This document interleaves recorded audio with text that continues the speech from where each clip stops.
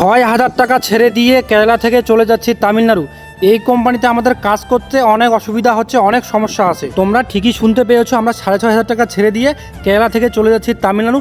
তার কারণটা হচ্ছে এই কোম্পানিতে আমাদের কাজকর্ম একটু ভালো লাগে না। তার মধ্যে খাওয়া দাওয়া তো ভালো নাই, ওটা বাদই দিলাম।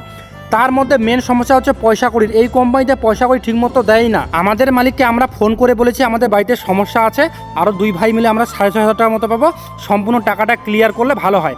মালিক ডাইরেক্ট বলে দিল যে এই ৬,০০০ টাকা তোমরা এখন পাবে না, যখন তোমরা এই কোম্পানি ছেড়ে দিয়ে বাড়ি চলে যাবে তখন তোমরা এই টাকা পাবে। তারপর আমি মালিককে বললাম যে ঠিক আছে, আমাদের পয়সাগুলো ক্লিয়ার করে দিয়ে দাও, আমরা চলে যাব বাড়িতে। তারপর মালিক বলল তোরা আসার এই কোম্পানিতে 2 সপ্তাহ হলো, এত তাড়াতাড়িতে বাড়ি যাবি, এখন তোদের পয়সা হবে না। ম্যাক্সিমাম এই কোম্পানিতে 6 মাস থাকতে হবে, তারপর যদি তোরা চলে যাস অবশ্যই তোরা পয়সা পাবি, কিন্তু এখন তোদেরকে পয়সা আমরা দিব না। এই কথা শুনে মাথা হয়ে গেছে খারাপ। মালিককে বললাম যে তোর পয়সা আর আমাদেরকে লাগবে না, আমরা যেগুলো টাকা পাই তোর কাছেই থাক, আমরা তোদের কোম্পানিতে আর কাজ করবো না। আর বর্তমানে কেরালাতে চলতেছে ওনাম, যেটা হচ্ছে কেরালার সব থেকে বড় উৎসব।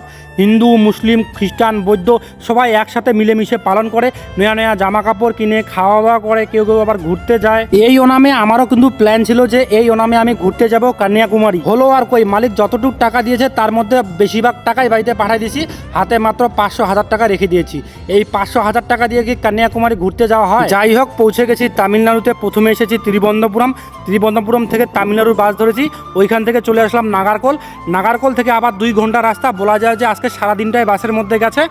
বিকাল 6টার দিকে পৌঁছে গেলাম এই কোম্পানিতে। আর এই যে সামনে দেখতে পাচ্ছ, এটাই হচ্ছে আমাদের থাকার জন্য ঘর।